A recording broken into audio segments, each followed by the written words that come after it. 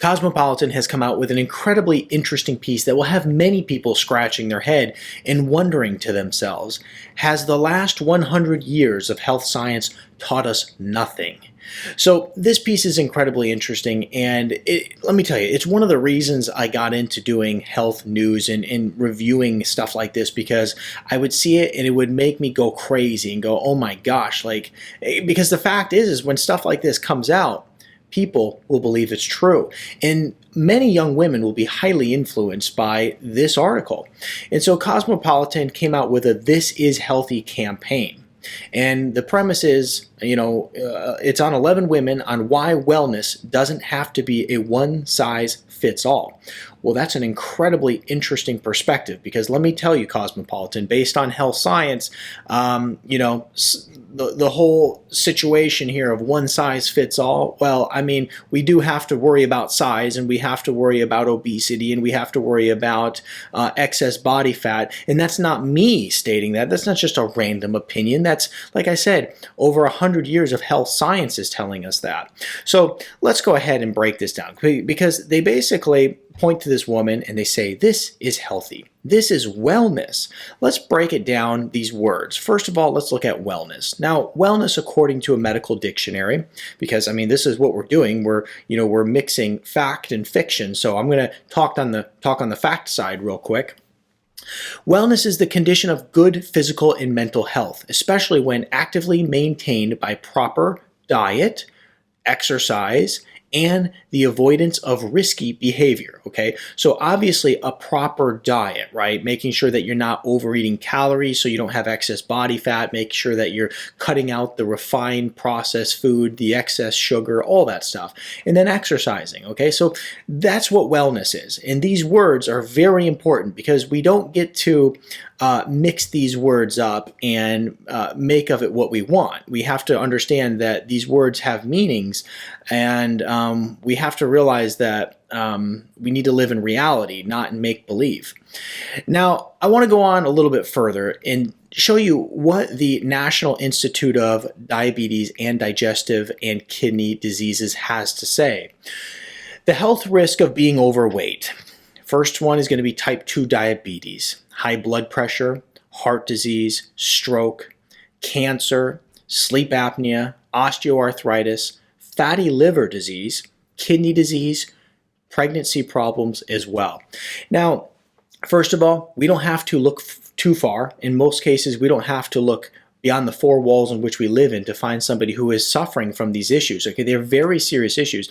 And I have people like this that I work with all the time. And, one of the things I tell them is, look, right now, age is in your favor. Because you are a young individual, you're getting away with this poor lifestyle. You're getting away with these, bad conditions that you're putting your body in.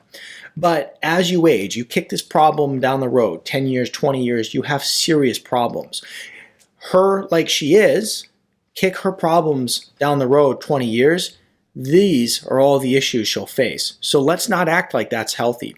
Let's go to Harvard real quick and see what they have to say about abdominal obesity and your health. Excess body fat has serious consequences for health.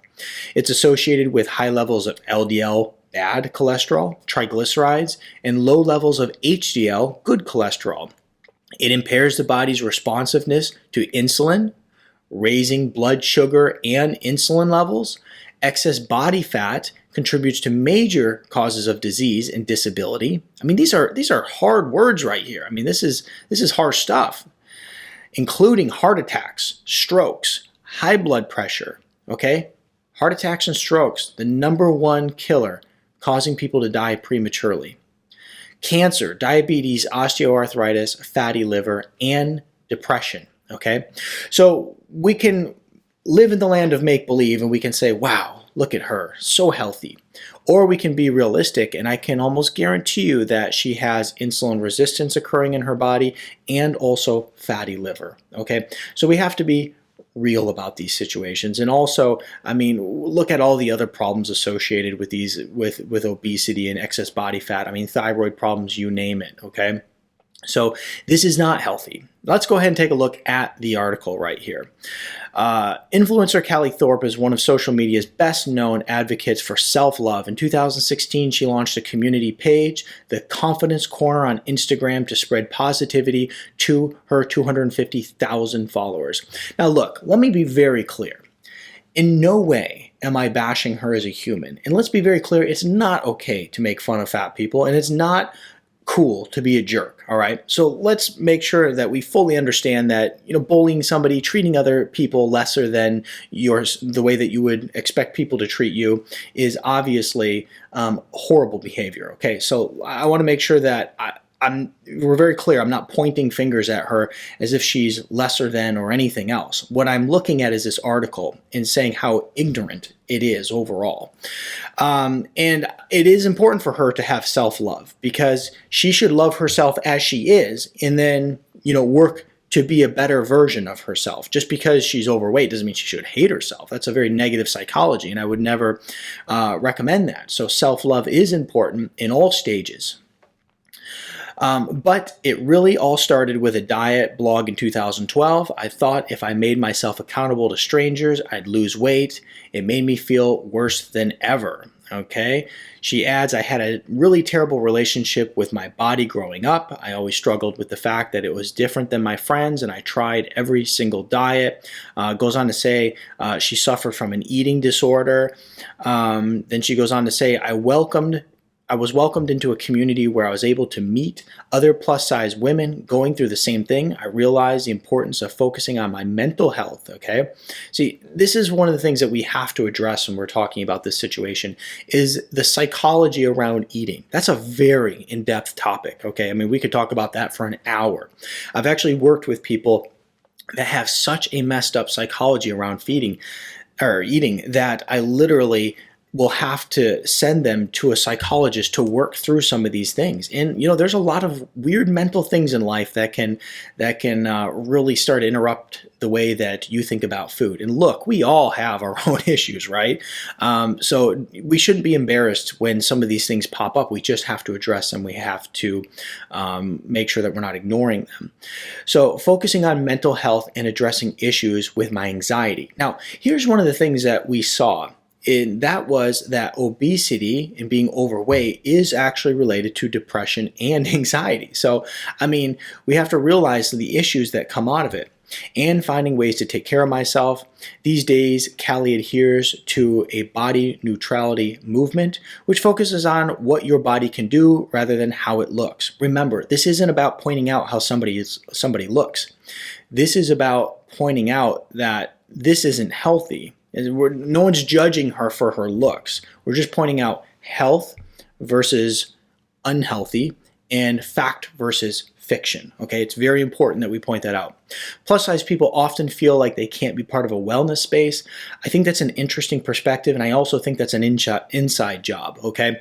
Because I always feel that they're always welcome to a wellness space. I mean, I run an enormous wellness space for people to be welcome to. It doesn't matter what problems you have. It doesn't matter who you are. It doesn't matter. None of that matters. If you want to be healthy, join into my wellness space for sure. We are trolled for being fat. And that's one of the things, the harsh realities about life. You're going to get probably trolled for everything. Being that you have 250,000 followers on Instagram, welcome to being trolled. I mean, I get trolled. I get, like people say the most ridiculous things. We have to realize is that, there's Peanut on the internet with no real name listed, some made up name, squatting in his mother's basement, and he's picking on people, right? I mean, it's always going to happen. And I mean, look, I get the most ridiculous things said to me. I get called fat. I mean, how do I get called fat? You know what I mean? Like I've had people call me fat, just by watching my videos. And I'm like, how do you come up with that? So of course you're going to have people say mean things to you. That's part of life, I think. I think if you're going to put yourself out on the internet, you got to have thick skin. Then can feel excluded from exercise. And that's an interesting statement right there, because I don't know how you're being excluded from exercise. I don't know a single gym that doesn't allow people to come in. Every gym is open for anybody to come in. And, you know, how do you get excluded from exercise? I mean, I wake up at 5:30 a.m. and work out every morning. I mean, nobody's going to exclude me from that exercise. I'm choosing to do it. Excluded from exercise because our bodies don't fit the narrative. Okay. Well, here's the thing is that, look, as I mentioned, bullying people is not acceptable. Treating other people like garbage is never a good thing. We should always treat other people how we want to be treated. But when it comes to health, we do have to understand that we cannot make stuff up, okay? There's fact, there's fiction, there's the land of make-believe, and there's reality, okay? We have to make sure that we are focusing in reality. It's because if this person came to my clinic, I wouldn't go, oh, you know, you're perfectly healthy, everything's great. If they asked me what could they do to improve their health, I would go directly at that first. The thing that was very visible, thing that you could see, I'd say, let's check your hormones, let's see what's going on, let's, you know, review your diet, what's your exercise routine like. We would address this. And the reason I would address it as a doctor, because I care about this person and I know the implication of what will happen down the road if this is not fixed.